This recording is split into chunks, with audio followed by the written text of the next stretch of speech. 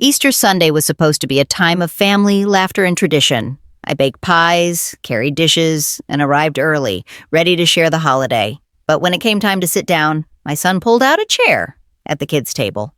Right there, tucked between crayon drawings and spilled juice cups, he told me, "This is where you belong."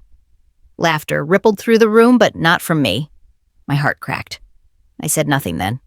I sat, I smiled. I swallowed the sting. But by the end of the night, the $12,000 receipt would change everything.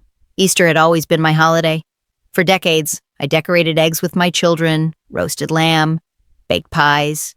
Even when times were tight, I made it special. This year was different. My son and his wife insisted on hosting. "You've done enough, Mom," they said, waving me off. "Just come and enjoy." So I arrived early, carrying desserts and flowers, hoping to feel included. The house buzzed with cousins, neighbors, friends. Tables stretched across the dining room, covered in white linens, set with sparkling glasses. When it was time to sit, I reached for a chair near the center, but my son stopped me. His hand pressed lightly on my shoulder. "Not here," he said, smiling too wide.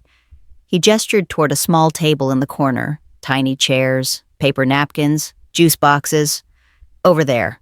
With the kids, I blinked, thinking it was a mistake. "You want me to sit there?" "Just for fun," he chuckled. "It'll be cute." Laughter rippled. A cousin snapped a photo. My cheeks burned as I lowered myself onto a child's chair, knees bent awkwardly, pie dish still in my hands. Around me, little ones giggled, reaching for jelly beans. Meanwhile, my son raised his glass at the main table, leading a toast I wasn't invited to join. The humiliation stung deeper than I could show. I forced a smile, cutting pie into slivers for children who barely knew me. Inside, my heart cracked. For years, I had carried this family, holidays, bills, sacrifices. No one remembered. And now, on the day meant for tradition, I was reduced to a punchline. But I said nothing. I swallowed the hurt, kept my silence, let the laughter echo. Because I knew something no one else at that table understood. The receipt for this elaborate Easter, tables, caterers, flowers, drinks, was sitting in my purse. And before the night ended, that $12,000 would not just be numbers on a page. It would be the lesson my son never forgot. The meal unfolded like a performance. Waiters glided in and out with trays of lamb, glazed carrots, honey ham. Crystal glasses clinked as wine poured freely. The head table glittered with candles, laughter spilling like music. And me? I sat at the corner, knees pressed under a tablecloth patterned with cartoon bunnies, surrounded by children dripping chocolate onto their shirts. My back ached against the tiny chair, but the ache in my chest was worse. From across the room, I saw my son raise his glass, his wife leaning against him, their friends cheering. He was in his element, the center of everything, while I was tucked away like an afterthought. Every so often, someone glanced my way, smirking, snapping a photo, whispering. I pretended not to notice, slicing ham into bite-sized pieces for a toddler who smeared it on the table. Humiliation burned, but I didn't let it show. I smiled, I nodded, I whispered kind words to the children, but inside a voice rose. They will not forget this. Not tonight, because while they toasted, while they laughed, they didn't know who had signed the contract for the caterer, who had handed over the credit card for the tables, who had quietly agreed to cover the bill when my son said, "Well, Mom, can you just handle this one thing?" I had agreed, not thinking twice. I wanted his Easter to shine. I had assumed, foolishly, that respect would come in return. But now, respect would come another way. I slid my hand into my purse, feeling the crisp folder tucked inside. Inside it lay the final bill. $12,000, stamped and sealed. My name listed clearly as the payer. My fingers rested on the folder like it was a weapon, cool and sharp. I didn't need to shout. I didn't need to argue. The numbers would speak louder than I ever could. The night went on, dessert served, coffee poured. My son laughed louder, his glass raised higher. And the more he basked, the steadier my resolve became. Let them think I'm weak. Let them laugh while I sit here. Because when the check arrived, they would see exactly who had been sitting at the real head of the table all along. By the time dessert plates were cleared, the room was hazy with laughter, wine, and the comfortable stretch of full stomachs. My son leaned back in his chair, tapping his fork against a glass to get everyone's attention. "Let's toast again," he said proudly. "To a perfect Easter."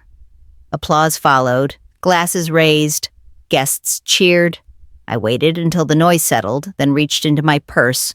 The folder felt heavier than any handbag should hold. I rose slowly, smoothing the wrinkles from my dress, letting the silence stretch. "I have something to share," I said, voice calm but clear. Dozens of eyes turned my way. My son's grin wavered. I set the folder on the main table, right in front of him. "This is the bill. The final receipt for today's celebration." He laughed nervously. "Mom, we don't need to do that now." But I didn't move. "We do. It's $12,000, paid in full. By me." The words cut through the room like a blade. Chairs creaked, glasses stilled. My son's face drained of color as he opened the folder and scanned the numbers. His hands shook. The laughter died into a suffocating silence. I stood tall, my voice steady. "I sat at the kids' table today, treated like a prop, a joke. But don't forget who signed the check for this entire day. Don't forget who made this Easter possible." A murmur rippled. Some guests lowered their eyes, embarrassed. My daughter-in-law shifted uncomfortably, her cheeks burning red. My son looked up at me, stammering. I didn't mean..." But I cut him off with a simple wave of my hand. Respect isn't about words. It's about action. And tonight, my action was $12,000 worth of sacrifice. Yours was seating me with the children. The silence that followed was louder than any argument could be. I gathered my purse, the folder still lying open on the table, numbers glaring up at him like a mirror. Then I turned, walking back to my tiny chair one last time. Only this time, no one laughed. The silence clung to the room like smoke after a fire. Forks lay abandoned, coffee cooled in cups, no one daring to speak first. My son sat frozen, eyes locked on the bold black numbers staring back from the receipt. At last, my daughter-in-law tried to laugh it off. "It was just a joke seating you at the kids' table. We didn't mean anything by it." I tilted my head, my voice calm but sharp. "A $12,000 joke?" Her cheeks flushed crimson. She dropped her gaze, fidgeting with her napkin. My son finally spoke, his voice shaky. "Mom, I didn't think—" "No," I interrupted gently. "You didn't. And that's the problem. For years, I've given without asking for recognition. I've cooked, cleaned, paid, supported, and I never complained. But today, you reduced me to a punchline in front of strangers and family alike." The words weren't loud, but they carried weight. Guests shifted in their seats, the sting of truth settling heavy in the air. Across the table, my cousin cleared his throat. "She's right," he murmured. Others nodded slowly, eyes flicking toward me with a new kind of respect. My son buried his face in his hands. "I'm sorry, Mom. I didn't realize..." I reached over, closing the folder with deliberate care. "You didn't realize because you never had to. But now you will." For the rest of the evening, the energy changed. Conversations turned subdued. Careful. People glanced at me differently, not as background, but as the woman who had just pulled back the curtain and shown what real responsibility looked like. Even the children sensed it.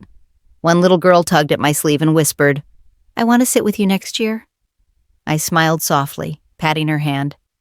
By the time I left, purse tucked under my arm, my son stood by the door, his voice hushed.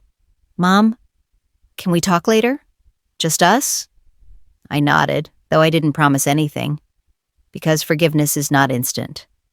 Respect has to be earned back just as easily as it can be thrown away. The days after Easter felt strangely quiet. My phone, usually buzzing with family chatter, stayed silent. I wasn't surprised. Humility has a way of silencing people who never thought they needed it. Then 3 days later, my son showed up at my doorstep. No entourage, no loud voice, no smug grin. Just him, standing small, holding a grocery bag. "Mom," he said softly.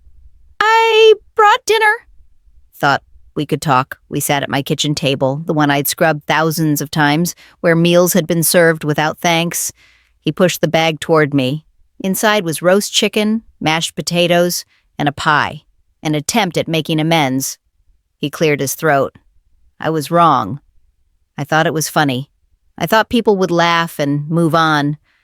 I didn't think about what it meant, what it looked like. I disrespected you. For a moment, I just looked at him. My son, the same boy I'd rocked to sleep, the same young man who thought he knew better than his mother, and now, finally, humbled. I sighed, my voice gentle but firm. Respect isn't a seat at a fancy table. Respect is remembering who carried you here, who sacrificed so you could have the life you have now. That receipt wasn't just money. It was proof. Proof of every holiday, every bill, every moment I stood behind you. His eyes watered, and he nodded. I see it now.